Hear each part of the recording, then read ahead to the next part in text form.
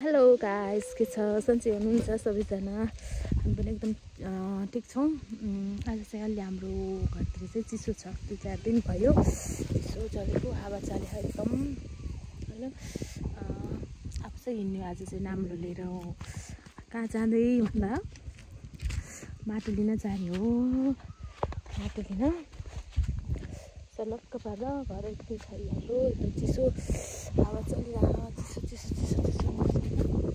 त्यसमा चाहिँ आज हाम्रो मल फाल्ने भन्दा नि फेरि माटो लिन जाने प्रोग्राम छ।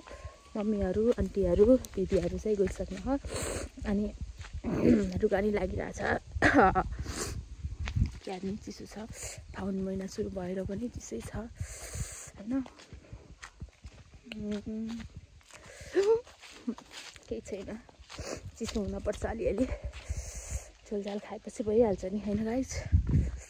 अनि हो नि भनिदिनुहोस् न, कमेन्ट पनि गरिदिनु होला, माया गरिदिनु होला सबैजनाले। हस् भन्छन्। तर मेरो छोराले आज चाहिँ मेरो छोरा चाहिँ बाबासँग खसी काट्न जान, खसी चिसो मनाउनलाई चाहिँ खसी काट्न भनेर जान आएको। अनि हामी चाहिँ यस्तो माटो लिन जाउँ न त, रातो माटो लिप्नको लागि। मैले चाहिँ लिपेर नि देखाउनेछ। हामीले लिइरहेको माटो चाहिँ कतिको रातो रहेछ भनेर। हाम्रो घरभन्दा चाहिँ केही पर चाहिँ जानुपर्छ माटो लिनलाई। अब सलल बाटोमा यो चाहिँ गाउँ होइन, एकदम हरियो छ। अहिले चाहिँ पानी नआएको भएर त्यति नराम्रो पनि छैन। ओहो, नाकले थाहा पाइदियो त मासु बसाएको। यति पालतिर हो नि त मासु काट्नु थालेको। यहाँ म अझै पनि माटो लिन जानेमा ट्याक्कै मासु चाहिँ नाकैले थाहा पाइदियो। मासु भनेपछि के रहेछ कुन्नी यस्तो नाकले परिबाट थाहा पाउने होइन। अझै मासु खाने हो, मासु। म चाहिँ केही पर पुगिसकेँ होइन।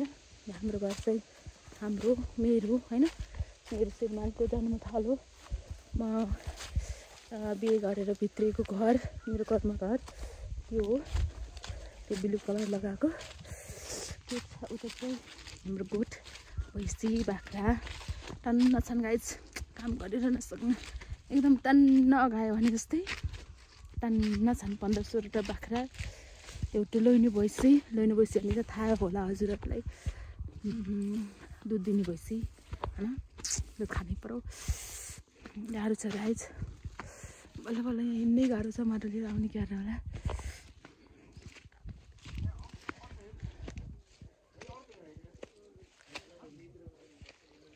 को हुनुहुन्छ त्यहाँ? मासु खान्छ जानु माथितिर। मासु मासु माथितिर। हाम्रो काले चाहिँ कहाँ छ? यही घर हो है गाइस। मासु काट्न थालेको मङतिर बसेर त्यो परे आउँदा। ओहो, कति मिठो होला है।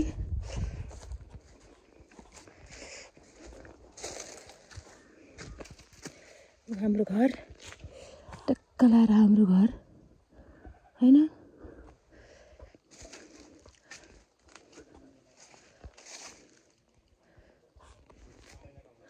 मासु काट्न थालेको मासु।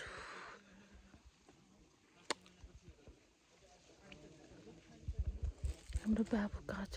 बाबु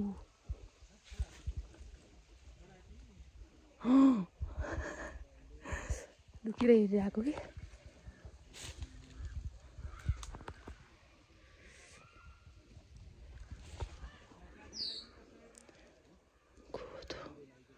अङ्कल भयो मान्छे धेरै रहेछन् गाइस। म चाहिँ नबोलिकन सक्छ माटो लिन जान्छु होइन। म चाहिँ एकदम गाह्रो छ। बच्चो नगयो त्यो मर्नी गयो थियो। मोबाइल नबोल्ने एकैछिन चुप भएँ।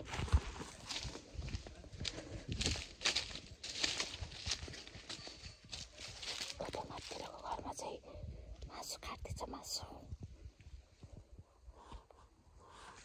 बुवा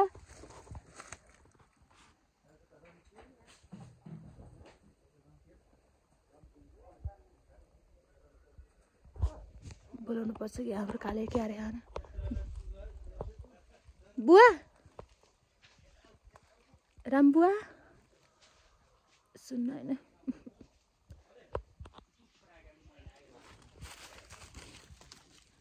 बाबा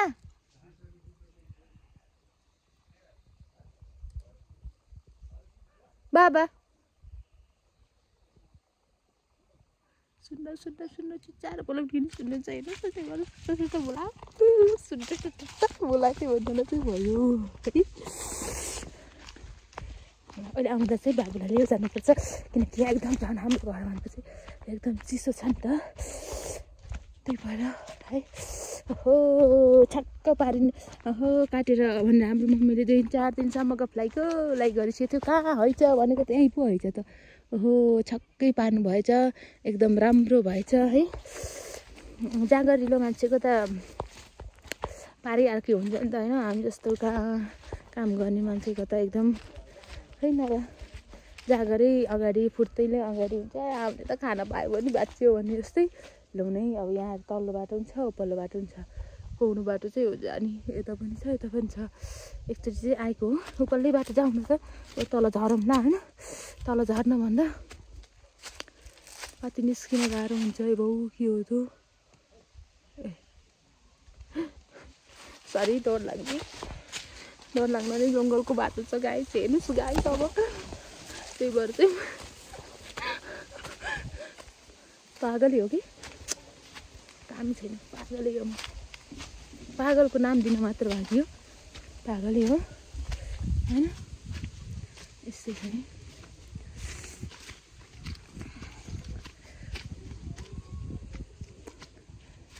आयो अलि छक्क घाम भयो जस्तो भयो नि त होइन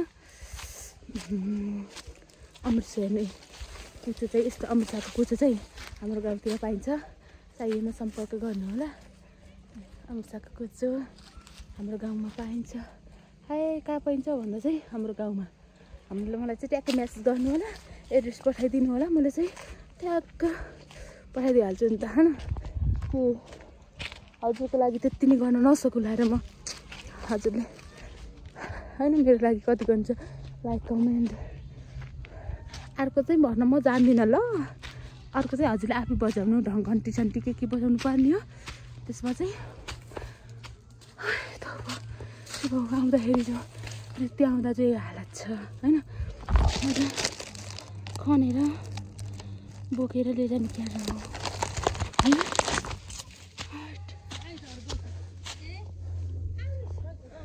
फर्किसक्यो क्या हो त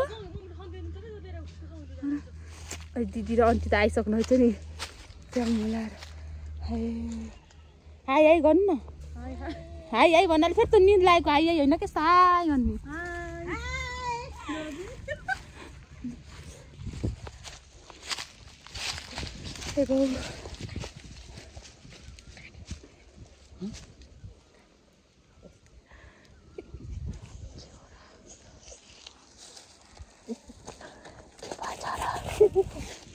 कति खाल आउनु नि हो घरमा लिएर जानु नि हो र होइन त्यो घर मुनतिर यति उम्रिन्छ म गएर आऊँ हुन्छ ल छिटो म गइहालेर आउँछु है तपाईँ चाँडै हिँड्न छ फेरि यहाँ छोपो फेरि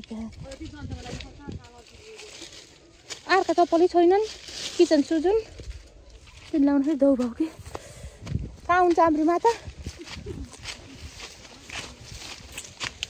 पिता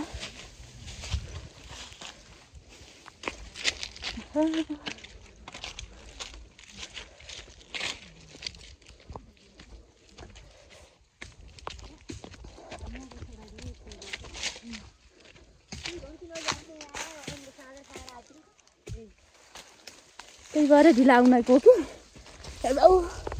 पुगो भा घाँसको बारी कौन लिएर जाने हो र हाम्रो को बाबा त्यही लिएर आउनु थियो कर मम्मी वहाँ हुन्छ माटो खन्न थालेको मस्ती परसम्म चाहिँ गयो क्या साई माइलो गएको यही हो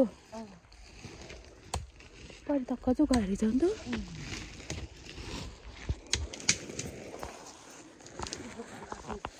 हाम्रो यहाँ त्यहाँ उता उसले लैदिन्थ्यो